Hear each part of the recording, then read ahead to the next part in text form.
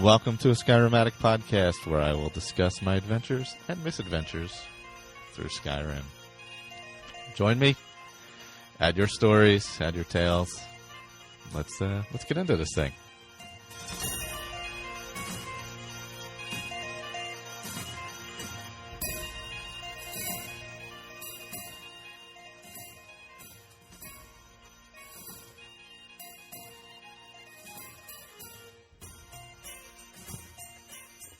Welcome back. Skyrim Addict podcast 135, and I am joined this time by Victor.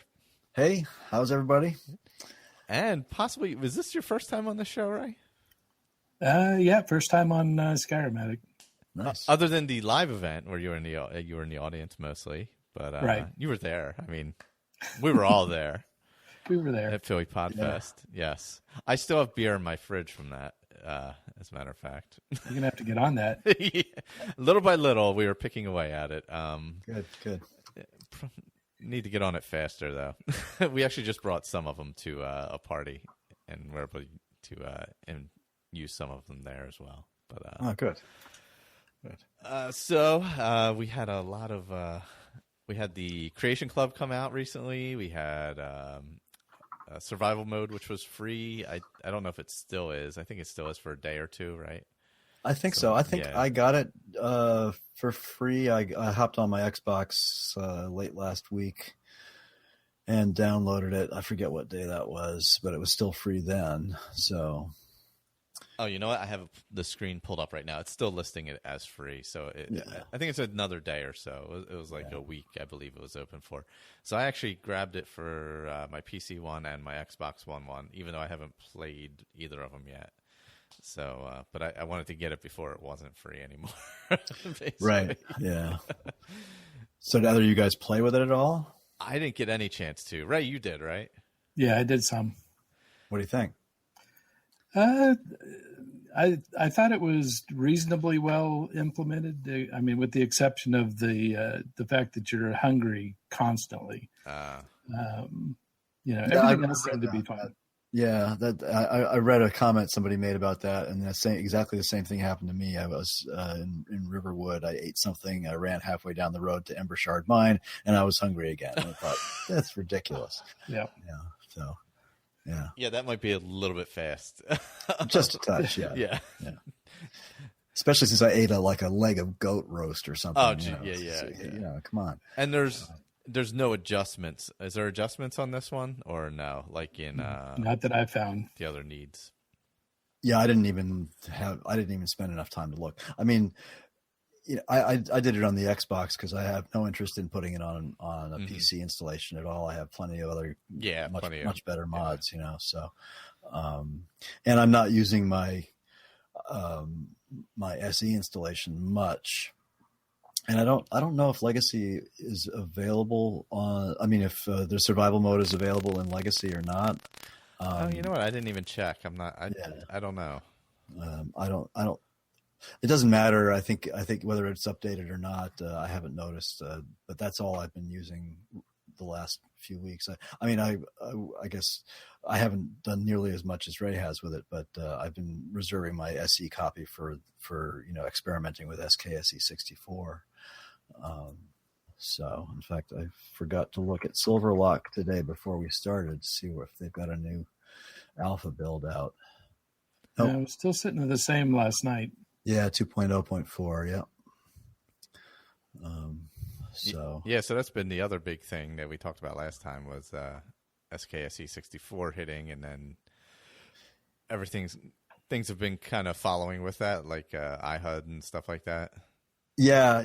Well, that was my crazy night. That was my birthday, and then somebody called, and I got kind of wigged out a little bit there. I think probably. Trying to fit everything I wanted to say into about 5 minutes. So I mean, it seems to, I mean, I've been spending so much time on my other project that I haven't really looked that much. I look at the SE Nexus site every day. I glance at it and sort of skim through the new mods, but Ray, I mean, I haven't really seen that many. I mean, there's some stuff that's popping up, like the CBBE and other things that needed MCM menus, but I haven't seen a whole lot. I was kind of surprised. Yeah, no, there hasn't been much. Not as fast as you thought it would start to follow, you think? Not for me anyway. I mean, yeah, I mean, I posted the link on the Facebook group, the More HUD, that popped up. And that's actually still, and that was when did I post that? Like early last week, I think. And it's still on the top 6. I just popped up the Nexus SE page, and More HUD is still on the top 6, which means it hasn't been bumped off by something else. So, yeah, I was a little surprised at how slowly things were popping up. So I don't know. Yeah, so I mean, it could be that a lot kind of happened all at one time, and so it's going to take a little bit, and some people are probably going to wait for some more stable, at least beta versions to come out. Yeah, that's kind of what I was thinking for myself anyway. Here's something interesting, by the way. This just got uploaded today. And okay, so I don't know how far back you guys go with modding on PC, but so let's see if I can find the old RIM page here. A mod called Hypothermia just popped up. And this is a mod that I used to use sort of pre-Frostfall. I always thought it actually had a couple of functions that are better than Frostfall, in that it actually provided a mechanic for increasing your body temperature through movement, which makes a great deal of sense, right? Yeah. That's exactly the way it should be. And that's what I thought Frostfall should have done from the beginning, but Hypothermia had a lot of problems with causing major groundbreaking crashes. So I stopped using it. But surprisingly enough, it just popped up in an SE version today. Hypothermia Plus, unofficial upgrade to Hypothermia by Nitor, which is from January of 2012. So it's an old mod. So that's something I'm going to be looking at. It does require SKSE 64 and Sky UI. So that's one reason why it just recently popped up. So that's something for everybody to check into. I loved the mod, but it caused a lot of trouble. So if this one is more stable, that's going to be a lot of fun to play with. So I would recommend everybody go check it out for their Skyrim SE survival pleasure. Wow, that's that movement. That does make a huge amount of sense, because with Frostfall, you when you're running with heavy armor, you should be getting warmer. Absolutely, it should be part of it, and not taking that into account. Yeah, anybody who lives in the north, and lives in cold weather, knows that, first of all, Frostfall is way over. Oh yeah, overdone, yeah. And it's sort of in its vanilla, 1.0x, form that it comes in default. I always turn it down at least to 0.5 or lower, because I think it's just silly, But yeah, ambient temperature info every time ambient temperature is changed. So yeah, there's a lot of stuff about hypothermia that was really cool. So we'll see. Maybe it's I don't recognize the guy who, or the man or woman who ported it over. Let's see what else they've done here. I'm looking at their other mods. Nope, all hypothermia. So anyway. Check it out, people. Anybody who's interested, I will be. Yeah, that sounds like a good option, especially if you feel the survival mode is a little, too static and not adjustable enough to make it more. How is it like in relation to the Fallout 4 survival? Is it close? Does it add diseases and all as well? It's a lot different. Is it? Okay. Yeah. So if you get over encumbered, it immediately drains your stamina. Mm-hmm. So not only can you not really move, but you can't do anything that requires stamina. Oh, okay. Stamina. And the one thing that I thought was a little bit odd was, so if you go in the river at Riverwood, mm-hmm. there's no penalty for being in the water. Now, if you go up and farther north, then you immediately start getting the effect of the water, and it'll rapidly, chill you and kill you. So the other thing is that there's really no, and it kind of, I think, goes along with Skyrim in general. There's really no thirst element. That's unfortunate. That's one thing I noticed. Yeah, that's really, you don't really have to drink anything. Now, almost everything that's included in the game is alcohol. That's true. That's true. So it's not like, you have, dirty water or purified water to drink on a regular basis. But yeah, that's true. You don't really have that part of the. It wouldn't have been that hard for them to include that. That's a decision I just don't understand. I mean, it's in all of the other survival mods for Skyrim. Mm-hmm. True. iNeed has a realistic needs and diseases, and a couple of the other lesser known ones. They all have thirst. And by the way, as far as the water goes, that's actually the same. Frostfall is the same. When you go for a swim in the river in Riverwood, you get a little notice that says the water feels cool and refreshing. But if you go for a swim in the Sea of Ghosts, you'll die pretty quickly. So that's pretty much the same. But yeah, the thirst thing really surprised me. Also, I noticed there's no the Skyrim survival mode doesn't have the sleep to save, does it? It's like the Fallout one does. Yeah, you can quick save just like you always do. Right. Now you do have to sleep to level up. Okay. Oh, okay. Oh, that's right. I did see that. Yeah. Which may be why they didn't use that to save. They used it for leveling instead of saving. So what does that mean? That means if you look at your bar graph and it's at the top, then you have to go find a bed somewhere in order to actually activate the next level? Yep. Okay. It's not like you have to sleep for 8 hours in order for the leveling to occur. No, you can sleep for an hour. As soon as you initiate the sleep, it immediately goes into the level up screen. So that's to kind of stop people from saving a level up for the middle of a battle when your health is really low. I guess do you think that's the impetus behind that? It's the only thing I could think of. Yeah. Okay. That does make sense. Yeah, it would take that advantage away from you, I guess, in a battle. Right. Yeah. Where you can save those levels.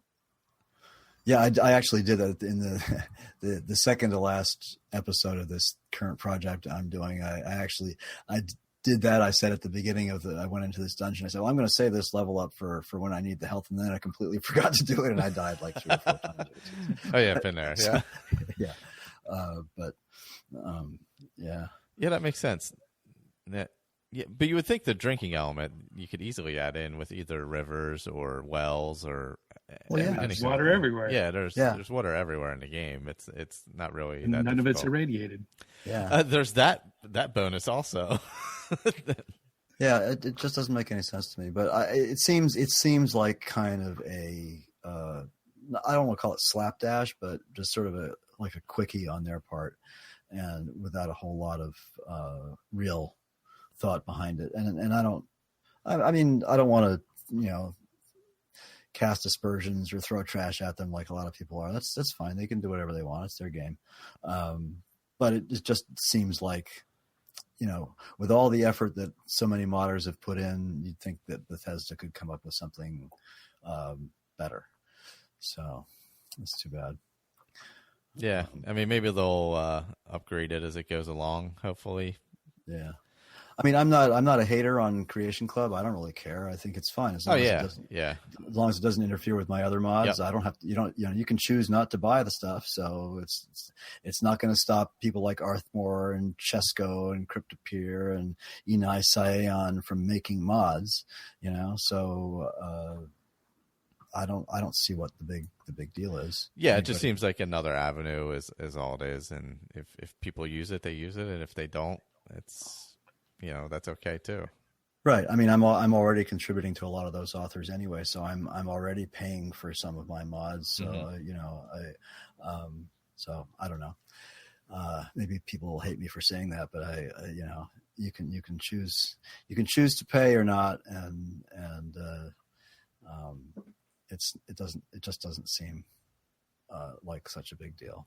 Yeah, I think it's good for people who maybe look at it. Oh, it's a Bethesda, I guess, sponsored or whatever, approved piece, so they feel more comfortable using it or whatever. Who aren't that deep into modding, so it's probably better for them, where they'll feel more confident about it. But otherwise, I don't see where it inhibits anything as far as regular modding goes. It's not like they're putting any kind of restraint on that. And if anything, it'll actually help. One, it'll give PS4 players more stuff, but it also, the way that they're doing the assets, so they're preloading everything into the game folder, whether you have that mod or not. It creates a set of assets that modders can use to make PS4 mods. That never even occurred to me, but that's 100% right. That's it's totally an avenue to actually get mods onto a PS4. That had completely not occurred to me. Wow. That's a good point. Time to fire up the Skyrim on my PS4 now. Yeah, I don't know. I have a PS4. I don't actually own it for that. No, that's awesome. I never even thought of that. That's true.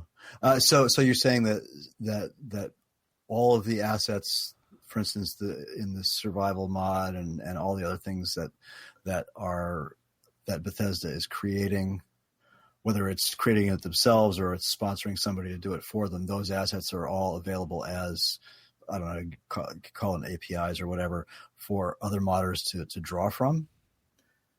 Yeah. So now I haven't checked it in the Skyrim file because there wasn't really that much to make it noticeable. Right. But when the Fallout 4 Creation Club came out, immediately I could see each and every one of those mods. Their asset files were in my drive. Okay. So are they acting like ESMs, like master files then? So they would say they would appear at the top of a load order, just like Dragonborn and Dawnguard and Hearthfire appear at the top of a load order. Is that so the ESMs don't load? It's only the asset files. Only the asset files. Okay. Yeah. All right. Yeah. So the BSAs are in there, but the ESMs are not. I guess that's how they control whether or not you have access to the mod or not. Okay. So you're buying the ESM then. Okay. Right. All right. Yeah. All right. Interesting. Huh.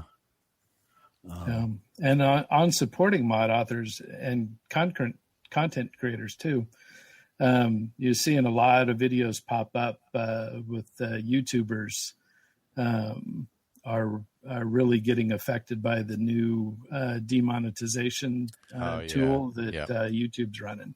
Yeah, I saw a lot of those. And so, definitely a good time to go out and support the YouTubers that you routinely pull content from.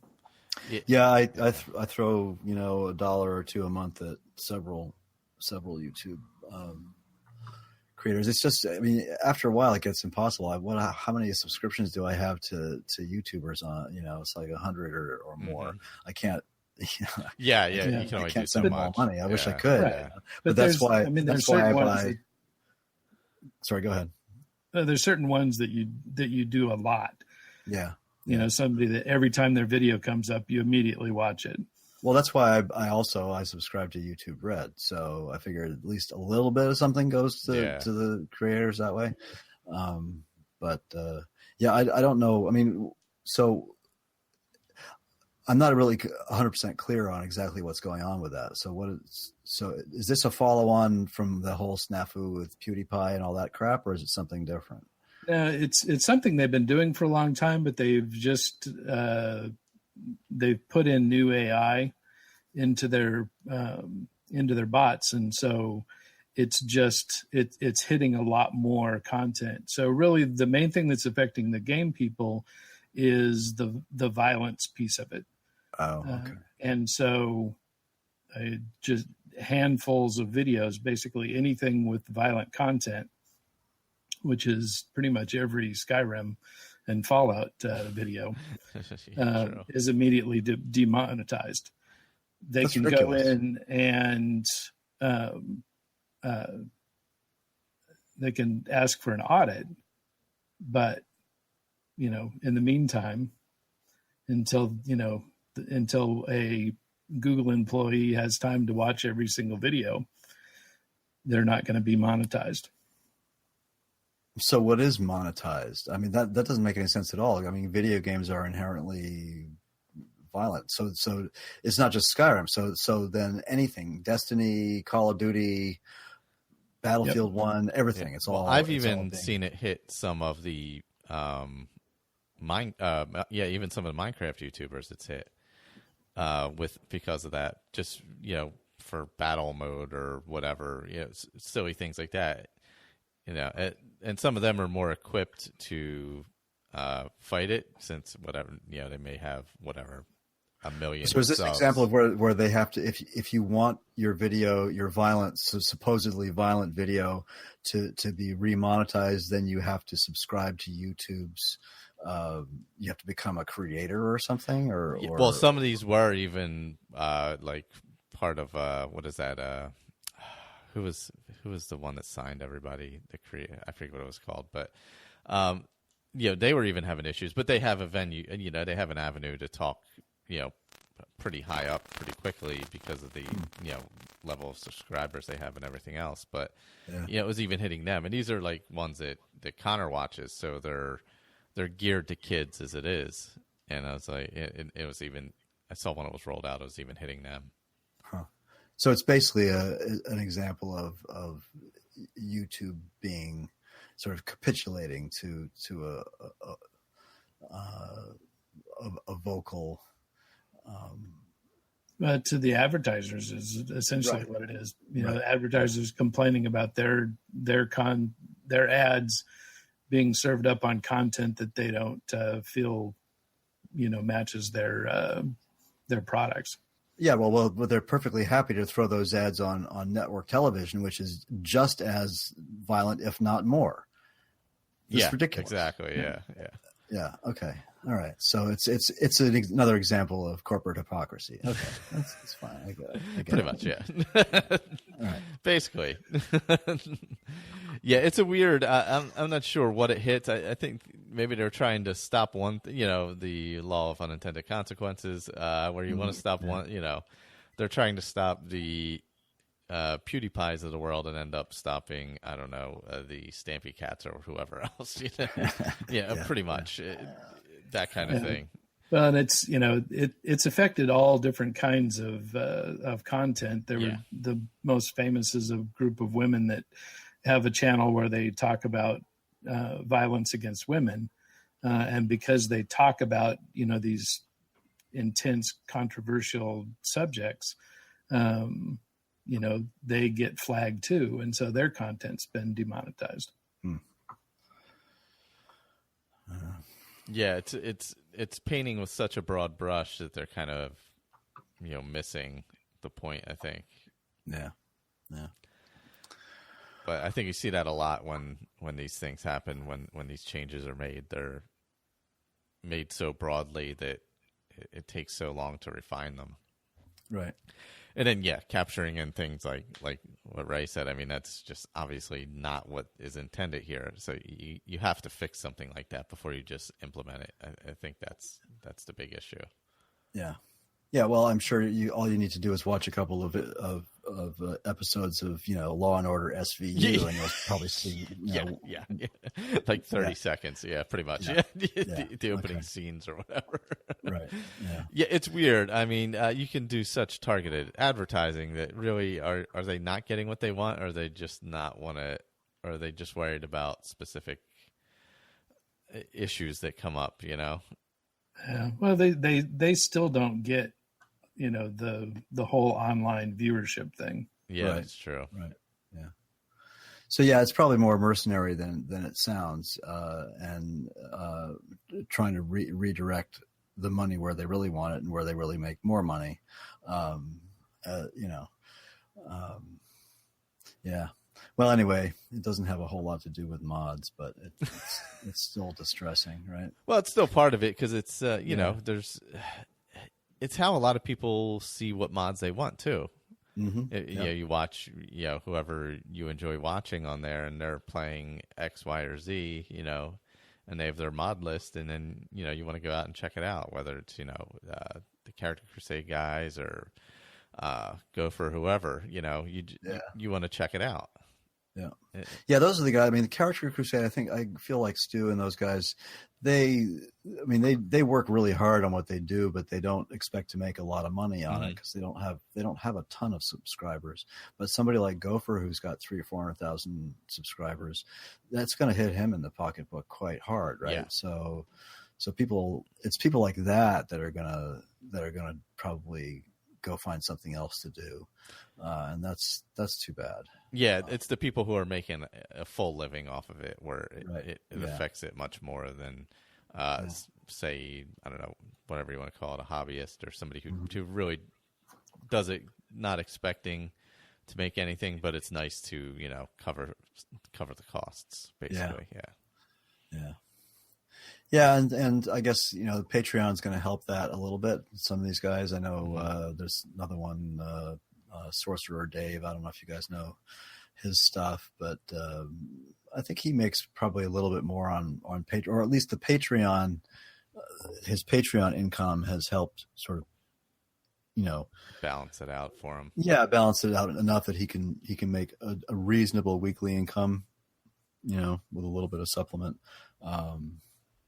So I'd hate to see people like that go away. I know he's made a couple of videos recently about it. It's kind of, I listened to some of them, and he was just sounding really depressed about the whole thing. And that's sad to hear. It's like, those guys all work pretty hard on what they do. So. And typically, what happens when something like this happens is that another avenue opens up, for this kind of content to be served on. They can get a quick foothold, and everybody switches. You think that's going to happen? I mean, Twitch doesn't really have anything close to what YouTube can do, so it's not going to be Twitch, right? No. Who's it going to be? I mean, Vimeo? No, I don't think so.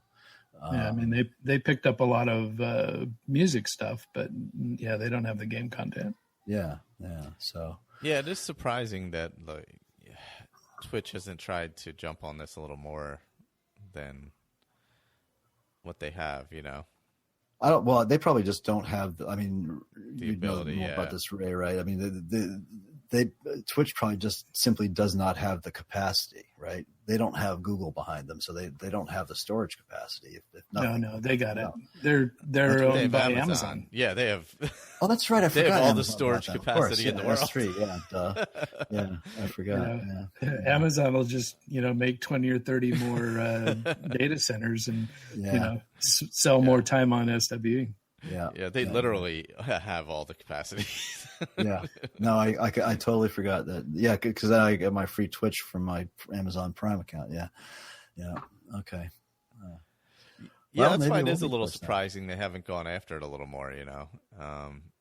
Or maybe it's just they have their they think the live or mostly live video stuff is more valuable to them. Or they're just figuring they'll wait and see how it plays out, because if they go after it, then the advertisers could pull the same thing on them. So I guess they'll just wait and see what happens. Yeah, well, they can just advertise Amazon. That's a good point. Yeah, really. True. Yeah, they got all the products they need to advertise in one place. So. Yeah. That's a good point. Yeah. Well. Yeah, and I guess they've kind of they pretty much have the live feed market cornered, I would think. There's live stuff. Even Google took a run at that and kind of fell flat. Yeah, the YouTube YouTube Live didn't really work out so well, did it? Yeah, I mean, there's still some, but it's not like with Twitch for sure. Yeah. Which surprising. I played with Twitch for a little while, but it never really satisfied any of my urges. I'm not that into watching it. I prefer watching somewhat more produced videos, and you try to watch some of these streams and they just get completely aimless. And then of course the chat is just, oh gosh, yeah. Yeah, you got to turn it off. It's just so horrifying. So yeah, it doesn't do a whole lot for me. Maybe that's just my generational thing. I don't know, but I'd rather watch something on YouTube. But yeah, I'm right there with you. Yeah, I think it's all about I think the Twitch thing is more of a social interaction thing rather than more than, I guess that's part of the content. Whereas at YouTube, you want to see more of, a structured, whether it's a story or taking you through something or whatever it is, something a little more polished, I think. Yeah. Occasionally I'll watch. I think I forget who I occasionally watch. Who'll take his Twitch streams and then move them over to YouTube, so you can watch them after the fact. And I'm always amazed at how some of these people can play and watch the chat at the same time and keep. Oh God, yeah. It's like listening to a traffic helicopter pilot, yes. giving traffic reports and talking to the tower at the same time. I don't know how the guys do it. It's yeah. it's insane, but it's definitely a talent to be able to do that, to pay attention to multiple things at once and make sure the chat isn't burning down. Right. Yeah. Which it often does. Yeah. Into God knows what. Yeah. It's it definitely takes a skill to be able to do that for sure. Yeah. Well, I mean, I'm enjoying doing my little YouTube thing now. That's a lot of fun. So, and I think I have 29 subscribers now. It's amazing. It's like huge. I'm gonna make millions. You can retire early. Look at that. Yeah. Until the first time you kill a raider, and then you'll be demonetized. Yes, right. Yeah, no, they probably demonetized me right from the beginning. I don't really care. I can't imagine you being able to play any Fallout without being demonetized, let alone Skyrim or whatever else. We don't want to sort of beat a dead horse, but it does seem ridiculous to me that Skyrim of all things would be lumped in the same as a game like Wolfenstein or Doom or something like that. Yeah. It doesn't make any sense, but whatever. The catch-all is it. So I don't know. So your first random roll on Manfred. Oh yeah. That's that's taken a lot of faith to believe that was just completely random. I knew everybody's going to think that it was complete bullshit, but it was absolutely 100% true. That was a completely random roll, and I was like, that's why I said that at the beginning of the recording. I said, "Oh, well, how poetic is that?" It was like totally perfect. But yep, it was a completely random roll. Yeah, that couldn't have ended up better if you'd tried. No, not at all. It was kind of serendipitous. I mean, it was not exactly the first time I'd run through the whole scenario, but that was my first, I actually recorded 2 or 3 episodes of other ones, a few times just as experiments. But yeah, that was the first one that sort of, I said, okay, that's it. I'm not going to screw around with this anymore. I'm not going to talk about it on another podcast without doing something, So, but yeah, it was almost perfect.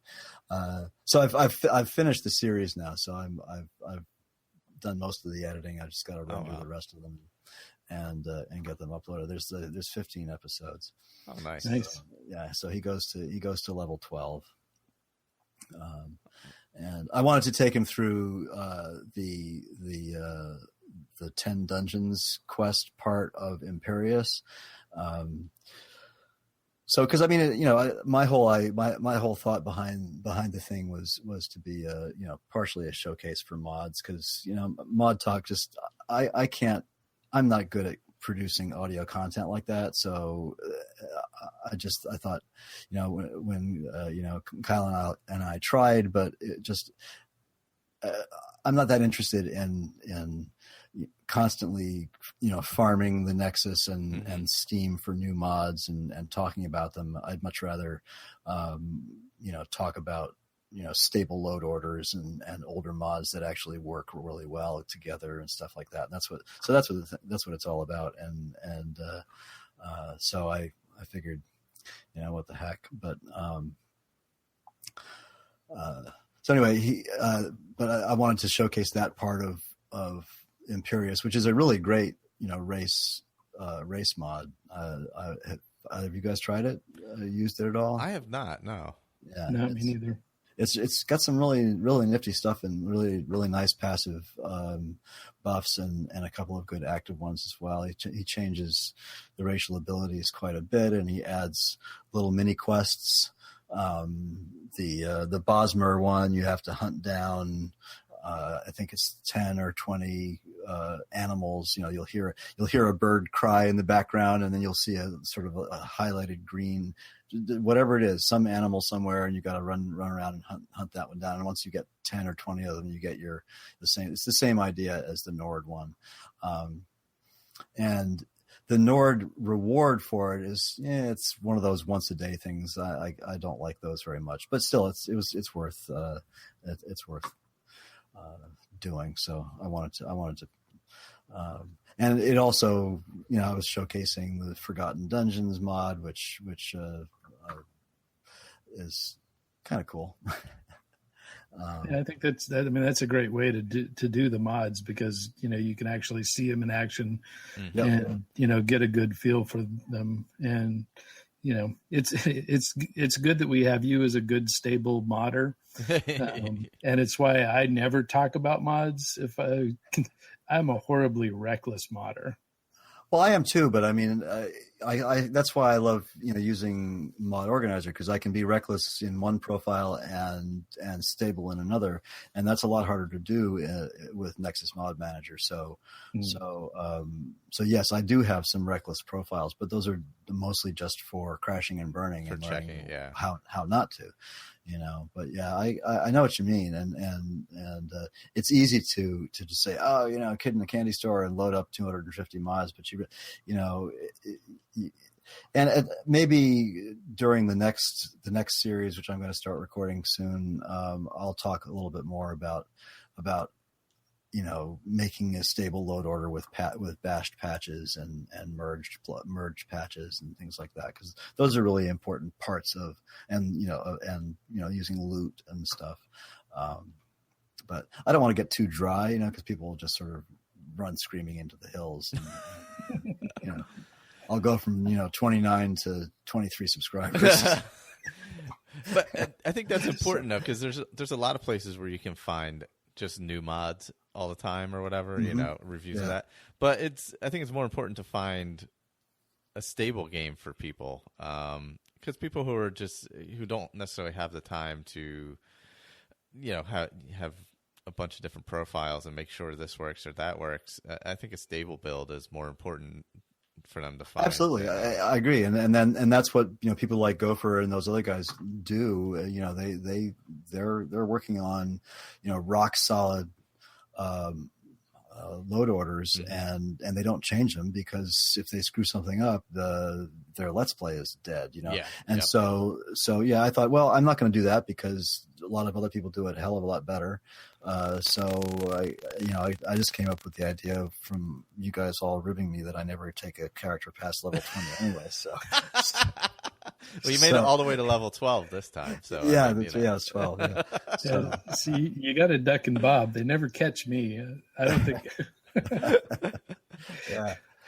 So and I shamelessly stole the idea of the story cubes from Stu and the character crusade guys. Yeah, that was a great concept for sure. Yeah. So I have to give them a huge amount of credit for that. I'd never even heard of the things before Stu talked about them, and they're a lot of fun. So is that an app, or what is that? Well, you can buy them actually physically in game stores. You can buy boxes full of these little. They're basically dice with pictures on them. But yes, you can also get a smartphone app for, I think that's both Android and iOS. I have it on my iPhone, and you can buy the little modules. There's tons of them. Let's see. Oops, it's right there in front of me. So you can go, and it allows you to take a picture from inside the app. So you can, but so that's how you get it up in your feed. Yeah, that's I grabbed that, and then I'm using Lightworks, which is free, but unfortunately only allows, when in the free version, it only allows 720 rendering and uploads. So that's why they look kind of low res. But okay, and that's the X64 version of Lightworks. Yeah. Yes. Yeah, okay. Lightworks X64. The Lightworks is a really great program, and it's really nice that they have that free version of it, because it's a pretty powerful program. Mm-hmm. Sadly, I think it's on the pay side. I'd pay for it if it was competitive, but it's not. It's way out of line. So it's like $29 a month for a subscription to it. Right? Or $180 a year, whereas I could go and buy, and here's the thing. I had Sony Vegas, or it was a movie studio Platinum Plus or whatever, that I paid $80 for 3 or 4 years ago, but then Magix bought it, and I cannot reactivate my my key. So I'm going to have to rebuy that. So I said, well, screw you. And so I went to Lightworks. So eventually I'll either buy Movie Studio again, or buy Adobe Premiere or something that I can, I guess for Lightworks, I suppose if I had a backlog of stuff I wanted to render, I could spend the $25 or $29 for a month's license, do all the rendering I need to do, and then just wait a few months for another time when I have a bunch of stuff to render. I don't know, I don't even know if that's possible with them. For instance, Adobe is $19.99 a month, but you have to sign up for a year. So I don't know. They're all, as far as I'm concerned, they're all too expensive. But the story cubes, I'm using the Enchanted and the Medieval modules, and there's a whole bunch of other ones: Actions, Voyages, Prehistoria. It's actually a really fun little party game. You can just make up stories from them. So anyway, so yeah, they're a lot of fun. And I thought it was a nice little bit of spice for the whole thing. Yeah, it kind of helps throw everything together. Yeah, in a very random way.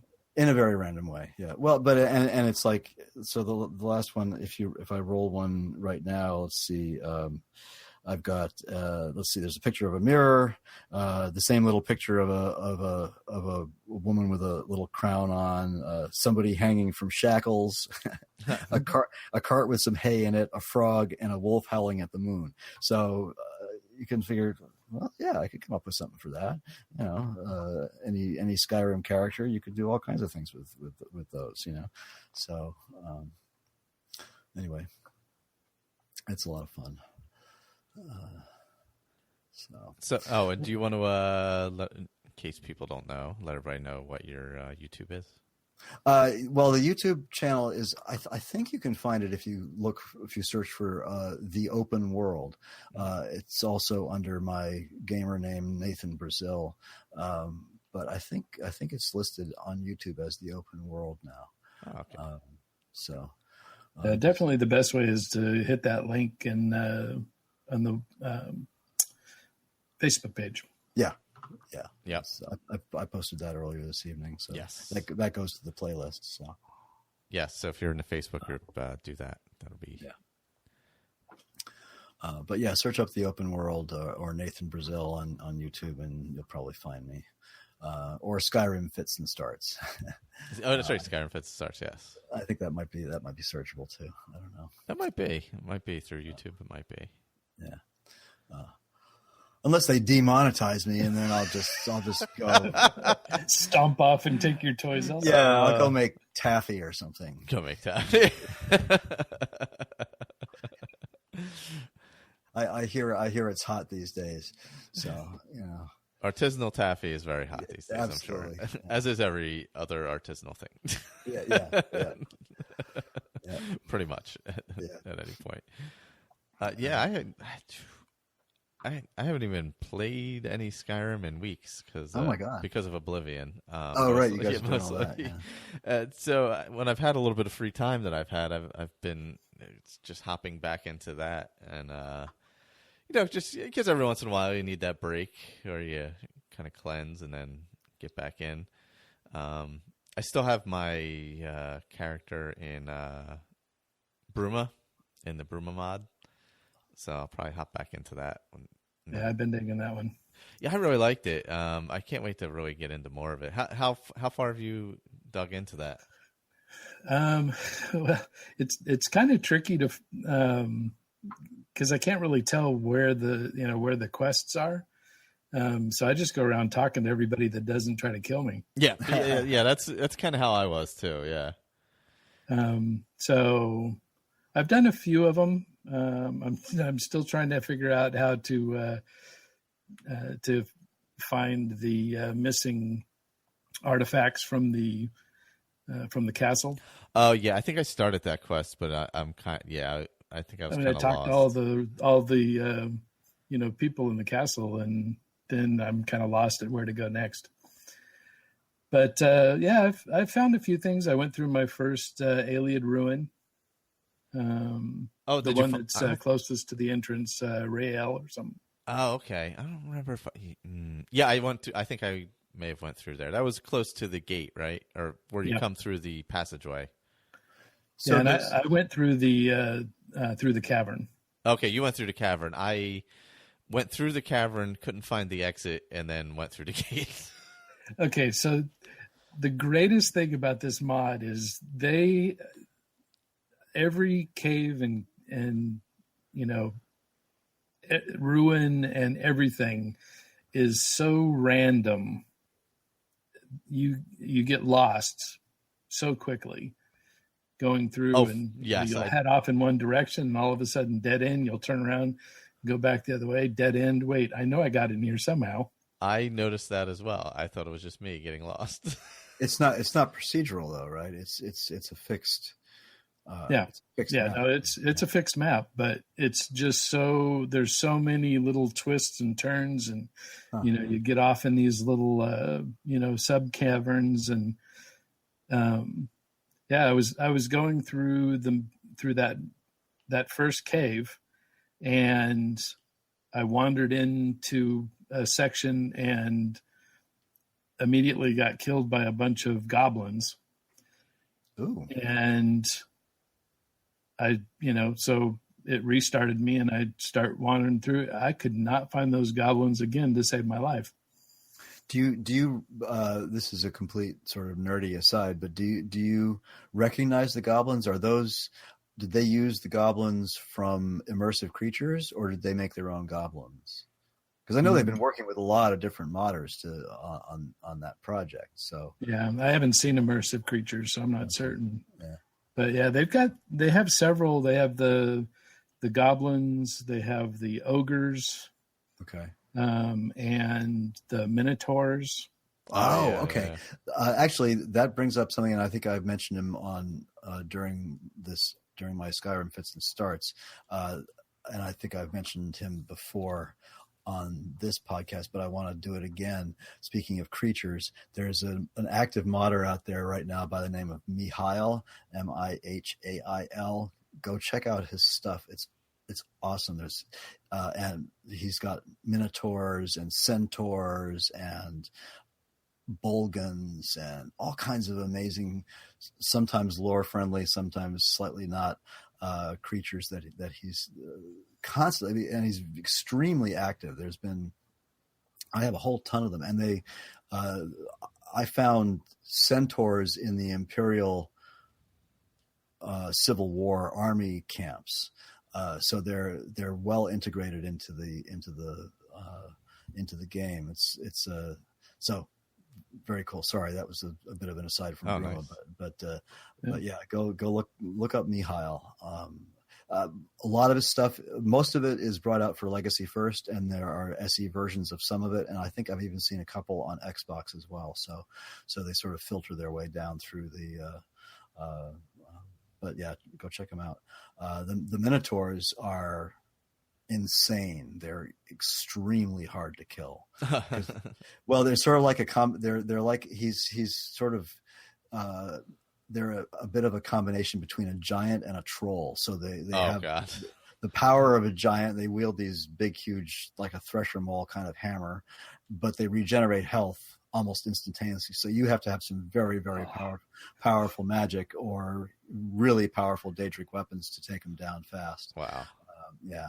So they're definitely high level enemies. They're not for low level characters. That's one problem with my current project. I can't do a lot of these mods, even like Bruma. I mean, you really need to be a higher level than 10 to go into some of these places. But anyway, sorry to interrupt. I want to hear more about Bruma, which I haven't done anything with at all.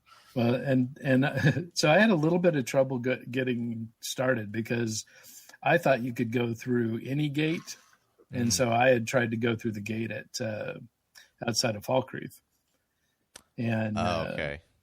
So then I thought any of the vanilla border gates. Border gates. Okay. All right. Yeah. So then I figured, crap, I didn't get the mod loaded right. So then I found out that you have to go through either the Helgen Gate or this cavern. Yes, through the yeah, they add that cavern. It's kind of on the way to the gate, if I'm not mistaken, right?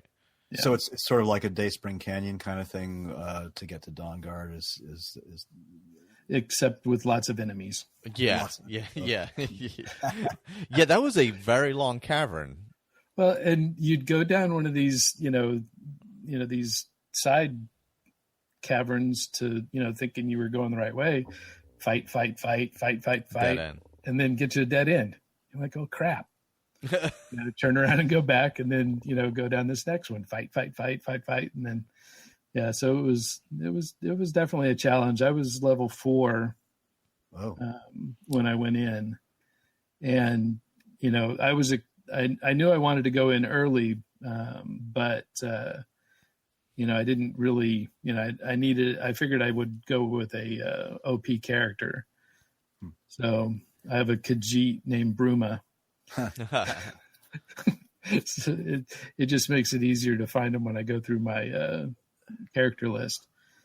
But of course he's, high in sneak, an archer, but my OP is Dagger with Ghost Walk from Apocalypse. Oh, cool. Oh. And I mean that I almost feel guilty sometimes using that because it's just too easy. Yeah, that's using the same mechanic that Stu does in his what's the Shadeling videos that he made. Yeah, so I'll throw up Ghost Walk, go around a corner. I still don't have silent casting. Okay. So I do have to be a little bit out of the way, but then you just sneak up next to somebody and hit them with your dagger. And, with the sneak perks, the dagger does enough damage to kill just about everybody in one shot. Yeah. he was casting some kind of spell where you actually change places. For a second. Yeah. That was... And then drop them onto a rune. Right. Yeah. Yeah. I love that. I built that character and played it for a while, and it was so much fun. Yeah. There's just so many ways that you can just, entertainingly kill people. Throw them off of high places.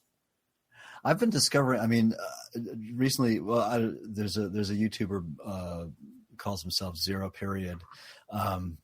And he's done a lot of quest mod videos, and I'd watched a few before. And speaking of Bruma, he's done of course he did a full playthrough of that and a full playthrough of Enderal. But have you guys heard? There's one called QX's Questorium, which looks really cool. It's not that it's been actively updated recently. And then there's another big there's Somerset Isle. I think everybody knows that one. Yeah. But there's another big one called Vigilant, which is an extension for the Vigilance of Stendar. It makes it an entire quest line and gives you bonuses for stamping something out in Skyrim. I don't remember. I read up on it. But also includes at the very end a really nice high-level set of Penitus Oculatus armor and stuff. It's pretty cool. There's some really nice-looking, sort of alternate land quest mods out there that aren't. Well, Vigilant isn't. Vigilant takes place in mainland Skyrim, so to speak. But some of these other ones are all alternate locations. So. And I assume, like for instance, Bruma doesn't. None of it takes place in actual Skyrim, right? Except for the entrances to the area of just south of Falkreath, where Bruma actually is on the map, or does some of the quests actually take you back into Skyrim? I haven't found any that go back. None that I encountered. No. All right. So theoretically, it's fairly safe for any save game to just add it in. Yeah, I would think so, because it seems to be completely separate. So yeah. Okay. All right. Huh. Yeah, because I've only done a few quests in it, but no, nothing connects back that I had noticed in any way. Are you thinking maybe somebody should do an audio let's play of it? Maybe I'll throw it into my Malachi Stentor character and yeah, there's a ton of content in it, and actually the voiceover work is fantastic as far as the mods go. Yeah. I was super happy with that. Because that can always be hit or miss. That's a tough thing. So yeah, some of them are pretty awful. Yeah. I felt like this was edited well, and yeah, we're looking at you, Falscar. Yeah. Somebody went through there with a pen and put a line through the excess lines. Yeah. And it's a beautiful world. So it is. Now, even though I doubled, the length of time I had previously spent in Oblivion, I still only managed to get 4 hours in before I gave up. And we made it to the city. But I'm with you on that one. That game just does not click with me. Yeah. But it's just a beautifully realized landscape, and there's just, and I don't know, I run bigger trees, okay, and from what I can tell, that also impacts Bruma, that's good. Just makes it just this intensely thick, dense forest that you can't see past the next tree. And it's just been really enjoyable. I'm just looking through some of the patches and things right now for Bruma. There's a ton of them. There's a patch for convenient horses.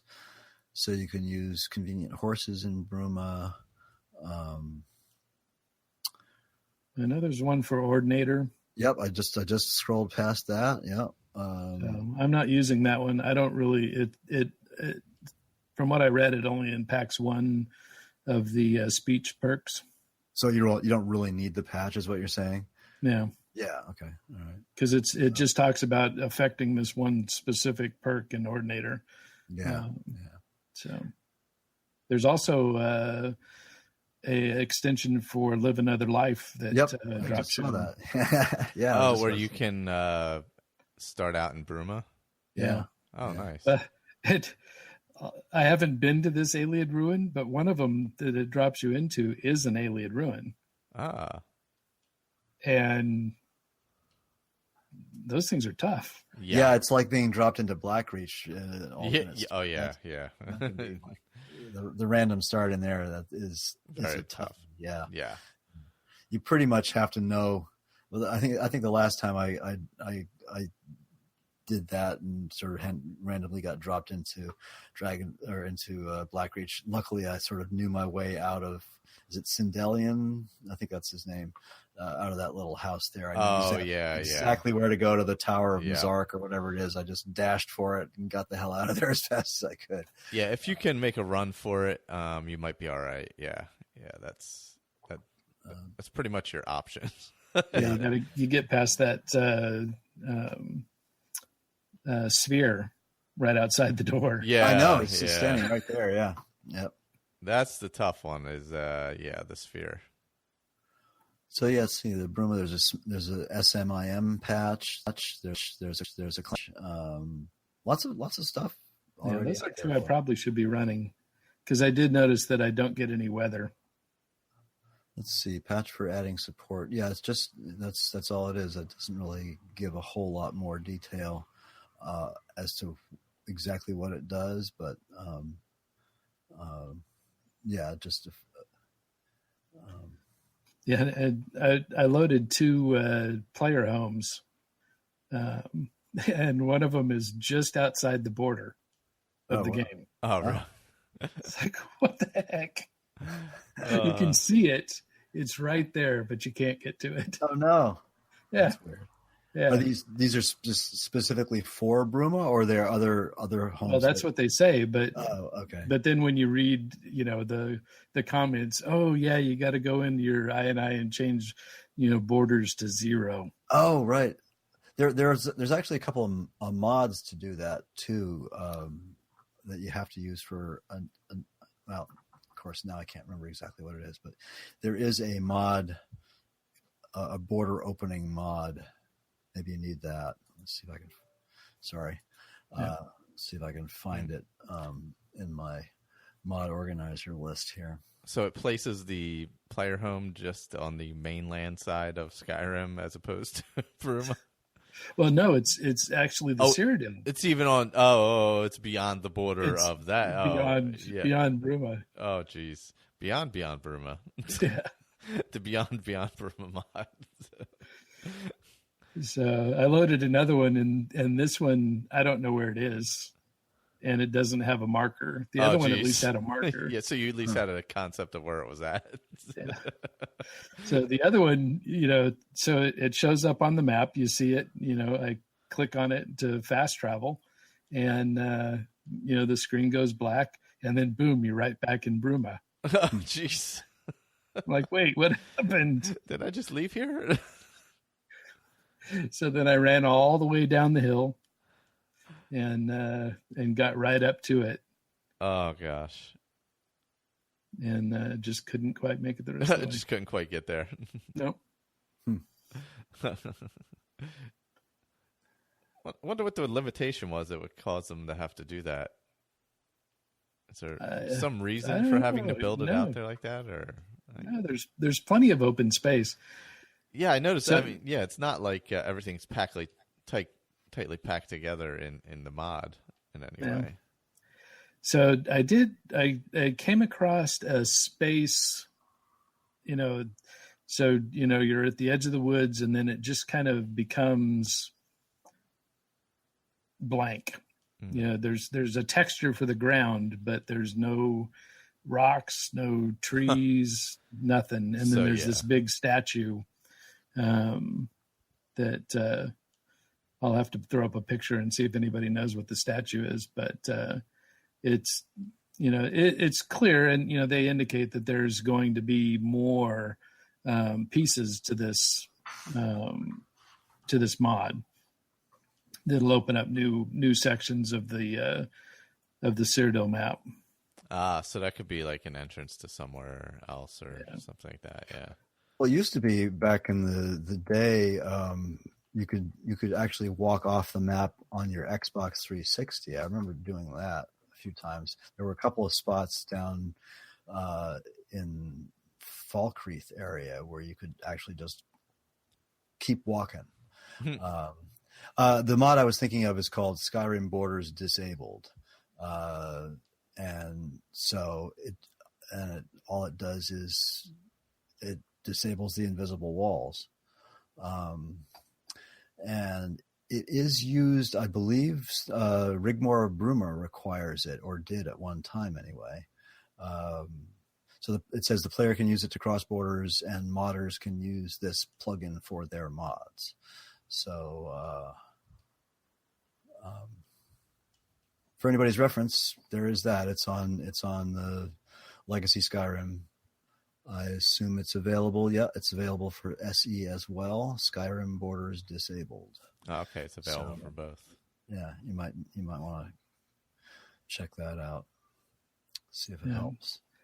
And you know, you can see that in the mod. I mean, making a mod this big is, you know, so intense. And so there's places where they haven't done, you know, the layering that the Bethesda does in creating spaces. I had gone to the end of a little cavern, and there was a vein of silver ore, and so I initiated the mining, and I got that where you just see, you know, space and, you know, the open air around you, except for this one space that you're, you know, mining.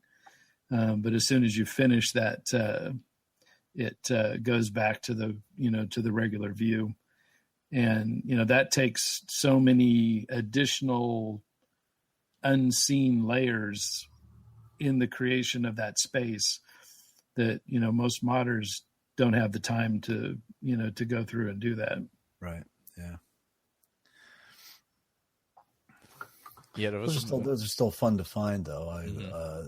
Even and sometimes, you know,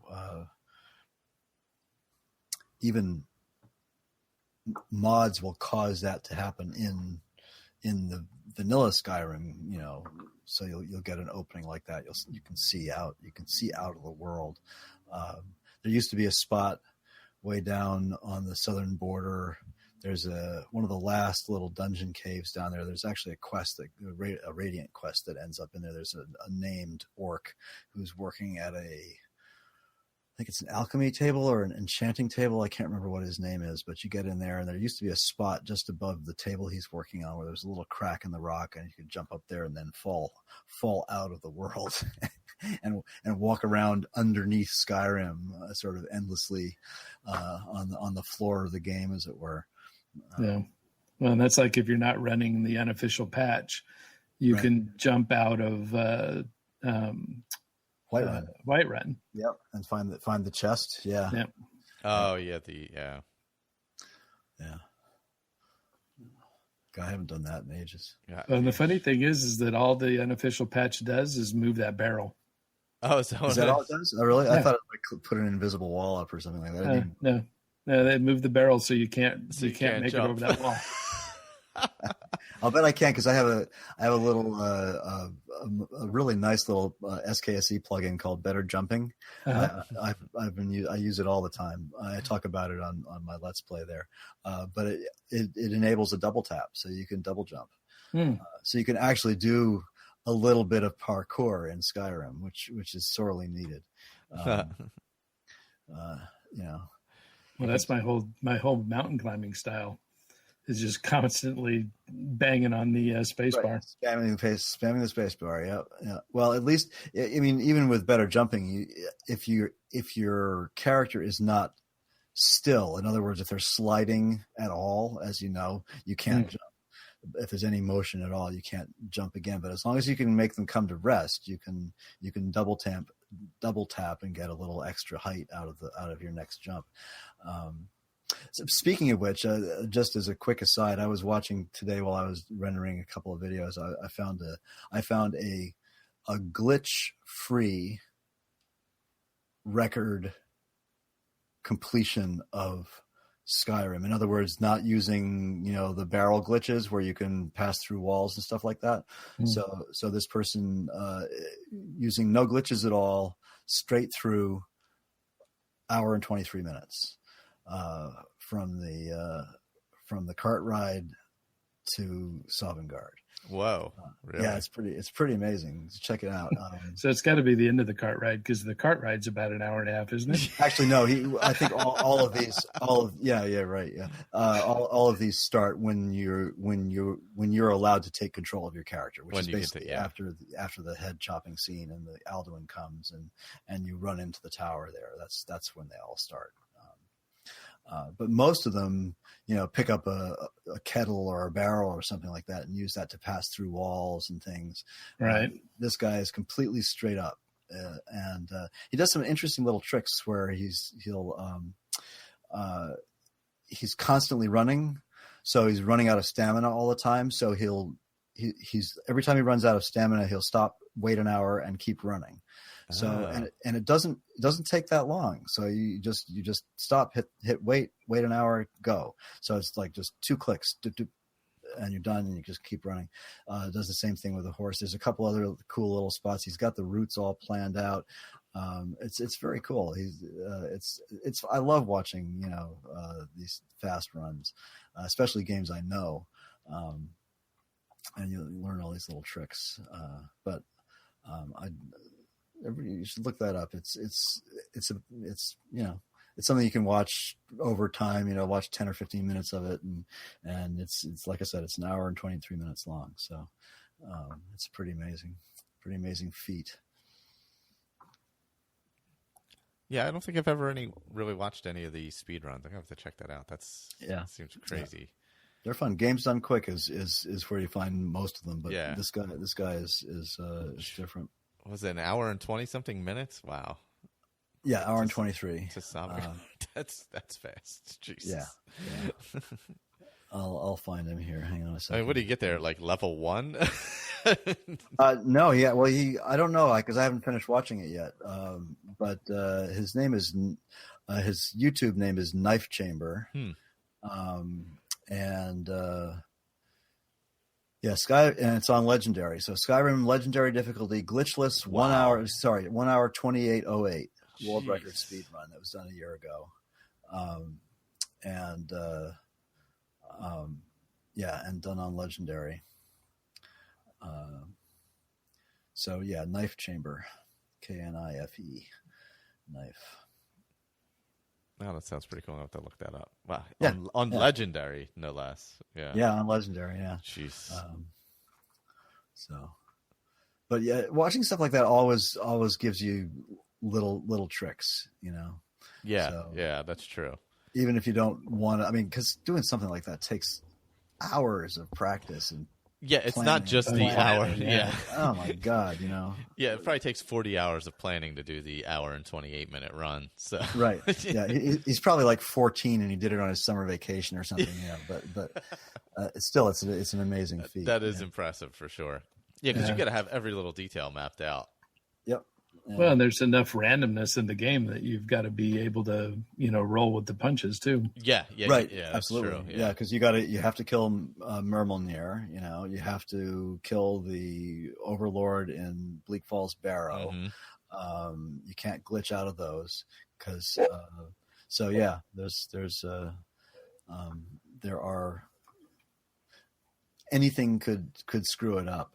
I remember watching a speed run of Factorio. Either of you guys played Factorio? No. Okay. It's a sort of but anyway, it was like 3 hours and 50 something minutes long. And yeah, it was the same kind of thing. It required absolute precision and concentration for the entire thing. Must have taken the guy a year to practice and plan it. Yeah, it's pretty amazing. That's awesome. But that's not Skyrim. Yeah. That's still gaming. Close enough. Speaking of that, Skyrim's coming out on the Switch on the 17th or something like that. Gee, that'd be great if I had a Switch.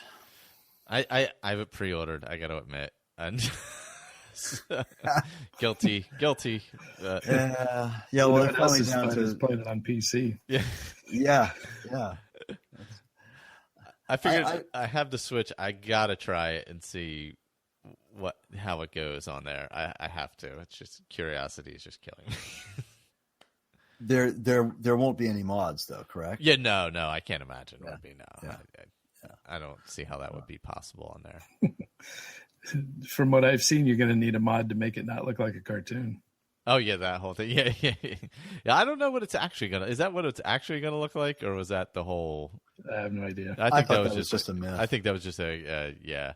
I can see having played with the Switch enough now. I don't think it'll be an issue running the vanilla game itself. I don't see why that would be too big. Yeah, I mean, honestly, for me, I don't even want to play Skyrim on the Switch. I want to play Zelda, but I just don't want to spend the money right now, even though it's back down to $2.99 finally on. Yes, on yes, it was. Yeah, I happened to find it at Target one day.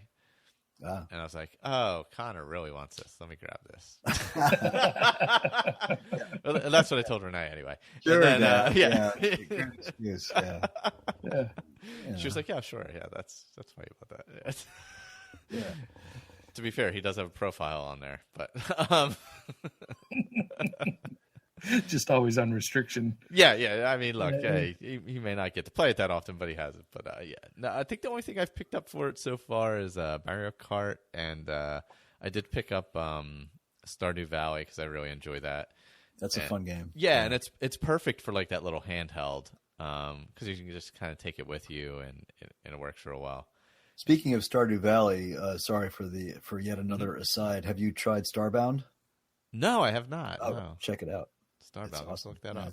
It's a 2D sort of a side-scrolling kind of space thing that's a little bit like Stardew Valley. Oh, okay. Sort of. Yeah, you build space stations and world maps and things like that. Yeah, it's pretty cool. Good game. And I think it actually might even be coming out for Switch. Oh, man. I mean, I loved my Vita, so having the possibility of a bigger, much nicer screen, handheld gaming system like that is super awesome. I could sit there on the couch while Jane watches baseball, and which I don't really play very much, and play a game. You know, and we can still sort of hang out together. Exactly. Which would be great. Yeah. So. Yeah, I don't even ours isn't even hooked up to the TV at all. I don't even bother hooking it because we only use it as a handheld. I don't really use it. I've heard that from a lot of people. Yeah, they don't even bother, especially people who have other gaming systems. Why bother? It's not even that. Yeah, I mean, yeah, exactly. I mean, the only thing we would hook it to the TV for is if we had a bunch of people over playing Mario Kart at the same time. That would literally be it. Yeah. But the only time that happens, it's with Connor, and we usually do that with we still have the Wii U up there. So we can use the Wii controllers with it, so you can have 4 people play at once, and it's not a big deal. I'm not buying all kinds of extra controllers for the. So are you using the Switch with the 2 little side-mounted controllers, or are you actually? Okay. I just leave it hooked all together. Yeah, I kind of like it like that. And you find those work well? Yeah, for me, it's pretty comfortable. It's pretty similar to using a regular controller. You know, obviously the screen in the center, but I don't find it all that cumbersome or anything. You got the 2 sticks, but each side has 4 buttons. Is that 8 separate buttons, or are they the same buttons, just 4 on each side? I don't know because I automatically use the ones on the right just because mentally I always use the ones on the right. So I'm not sure. I wonder if it's different for each game too. I'm not sure of because for me it's like automatic to just use the ones on the right hand side. Yeah. Obviously, I don't know enough about it. I'll be interested to see like how the Skyrim controls work out and how that how they. And clearly, by the next time I'm on one of these podcasts, I'll probably own one, even though I say I'm not going to buy one. Yeah, that's just the way these things happen. It just happens. I know. Believe me. Yeah. I was walking through Target and I was like, oh look, there's like 2 right there. I mean, geez. Yeah, I'm going to get on Amazon and tomorrow and say, oh yeah, Connor would love one of these, and I'm just going to buy it. It's a great excuse, Victor. Just use it. I'm just telling. It's a perfect excuse. You get away with it every time. I'll get one when you can connect a mouse and keyboard. When you can. Yeah. I was like thinking, wow, I can bring it to work. I'm like, no, I'm not going to bring it to work. That's just. No, I'm with you, Ray. I am primarily a PC gamer, but I still have. I'm such a gadget nerd. I do have an Xbox and I do have a PS4 and I do have a 360 and all the other things too. So I guess I'll have to buy a Switch. You got to complete the collection. That's right. Yeah. I at the Pod Fest I played a couple of minutes on the Xbox and it just wasn't happening. Yeah. You do get used to the controller after a while. I find like for games like, for instance, Wolfenstein, which I love, and a couple of the games like that, I actually like the controller better. And I know there's a lot of guys. One of my favorite YouTubers is a British guy, calls himself Many a True Nerd. He's really good. If any of you guys have, I like him. Okay, and I've done, if you notice, but he plays his Skyrim stuff is on PC, but he's playing it with a controller. And I know a lot of people do that. Mm-hmm. I've tried it, and I can't do it. Of course, he doesn't use Sky UI. He uses the vanilla menu system. So, yeah, when I play on PC, I use controller. I get on. Yeah, so does Blake, right? I think Blake does I think too. so. Yeah, and with Skyrim's easy because it's native, so it's not really an issue. Like Oblivion, you have to like run Joy to Key and stuff like that. But I got that to work, but it doesn't work as smooth as the native controls, obviously. Right. Yeah. Well, I started gaming on PC, so I'm just I guess I kind of played on both from the beginning. But I guess when I finally got into the RPGs more, I was already more into consoles at that point. So maybe that's why I tend to go with the controller. Yeah, my first computer RPG was Dungeon Master on the Amiga. And that was mouse and keyboard. So, because I think that predated Bard's Tale. Oh yeah, maybe. I think it did, because Dungeon Master was a first person view, a little bit like the original. It was it was moving by tiles. It wasn't free movement. Yeah. So but it was first person. You had a party of 4, but you were in the lead. It was a cool game. Did you play it, right? Did you ever play Dungeon Master? No. No, I did play Flight Simulator with a joystick. Ooh, does that count? Yeah. Oh, that totally counts. Yeah. Okay, good. That's good cred. Yeah. Yeah. I lost that muscle movement after this many years. Yeah. Yeah, Flight Simulator. Oh gosh, oof! I was so terrible. Yeah, that was the first one too. Oh, the very first one. Yeah. Oh man. Yeah, I never played that with joystick. I don't think. I remember playing it on the keyboard though. I think, and I was pretty terrible at it from what I remember. So I was definitely not born to be a pilot. But yeah. Well, I don't know. Do you guys have anything else? No, I'm done. I think we've covered a lot of good mod stuff. I I'm really looking forward to trying Bruma. So you guys have me all re-energized for that. So yeah, I'm super happy to get back into it again. I really enjoyed it, and I loved it. I'm just using the character just for that. I went in there pretty early too, like Ray did. I think I was maybe level 2 by the time I got there at most. So it's just strictly for that. So I think I'm going to load it into my Malachi game. He's level 40 something, so I'm going to load it in there. And you might have an easier time getting through places than I certainly have. If I can remember how to play him, it's been months since I've actually gone back to it. That's the hard. Isn't that always so hard hopping back into a character? Yeah. That's why I'm afraid to stop playing Oblivion, because I'll forget how to play. Yeah. Yeah, you just have to be really patient with it, because it is. I mean, there is absolutely nothing linear about it. No. I mean, it is just wandering around, talking to people, doing things they ask you to do. And so far, there isn't anything that is anywhere close to a main quest line.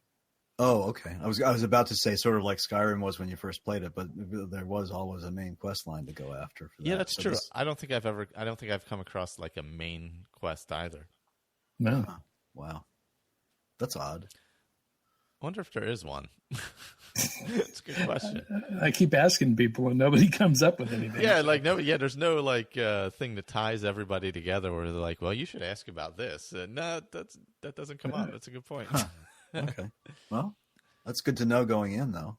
Yeah, don't go searching for a main quest. There you go. I won't even try to find one. Yeah. Cool. Yeah, but I do like the Alien bows. Oh, I haven't gotten one of those. Well, I got to find one. Was it in What are they equivalent to? Probably ebony. Okay. I think so. I just smithed mine up and it's 51. Huh. That's respectable at this point. So yeah. Oh, I got to get more time in. I got to find that. Yeah, go to Riel. And the first little section that you go into, there's a bunch of skeletons in there, and several of them have bows. You know what? I may have went in there and run out because I was so low level. Yeah, that may have been one. I know I passed it, and I think I went into it, but I mean, I'm telling you, I was level 1 or 2 when I got over there, and the only thing I'm running is Ordinator, so I wasn't really. I didn't have anything on me that I probably had an Iron Dagger or something stupid like that. So I wasn't doing any damage to anything. Yeah. The trick is that you have to have meteoric iron ore to smith them. Oh, okay. And so you got to get deeper in and kill tougher enemies before you can find any of that. Oh, okay. They're deeper in the ruins then. Okay. Yeah. Nice. That might be the stumbling block with Malachi, because he's got such a huge, relatively large mod list. I wonder if a lot of it just won't be compatible with Bruma at all. Well, I mean, I'm running I've got Ars Metallica. I've got immersive armors, weapon textures. Maybe Bruma will just sort of ignore any mods it can't handle and just go. I mean, because most of my mod lists are between 110 and 160 mods. Mm-hmm. So maybe you'll just ignore them. Because if there isn't a texture for an item that you find, it'll just stick with whatever texture's there. Right. Yeah. Well, I'll give it a shot. Awesome. Well, next episode is this weekend. Juan and Colin and I will be doing some Oblivion feedback. Awesome. I've listened to the first couple of those so far. They're great. And then trying to think about. Oh, and then the 21st we're doing the next Oblivion Roundtable. Nice. I just remembered that before I forget. And then, of course, November 11th is the charity show. And right now on Let's Play Skyrim, Steve from Skyrim Book Club is going through the Dawnguard for his first time, actually, through the Dawnguard. Yeah, I haven't started listening to his yet. It's been fun. Yeah, I'm definitely looking forward to that. Well, Thank you guys for hopping on. Pleasure. Always a pleasure. And I'm going to leap across the room and hit stop real quick.